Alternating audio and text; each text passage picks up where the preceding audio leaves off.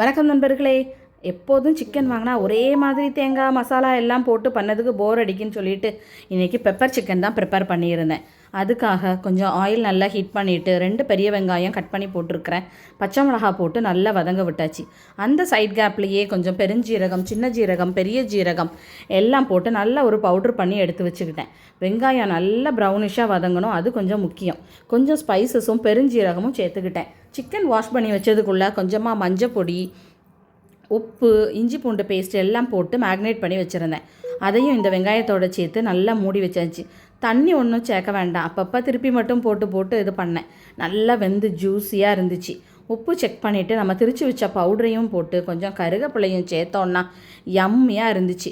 நீங்களும் சரி பண்ணி பாருங்கள். இந்த பெப்பர் சிக்கன் எப்படி இருக்குது அப்படிங்கிறத ட்ரை பண்ணி பார்த்துட்டு கமெண்ட்டில் சொல்லுங்கள். நம்மளோட சேனல் உங்களுக்கு பிடிச்சிருந்துச்சுன்னா லைக் பண்ணுங்கள், ஷேர் பண்ணுங்கள், கமெண்ட் பண்ணுங்கள். மறக்காமல் சப்ஸ்கிரைப் பண்ணிக்கோங்க. தேங்க்ஸ் ஃபார் வாட்சிங்.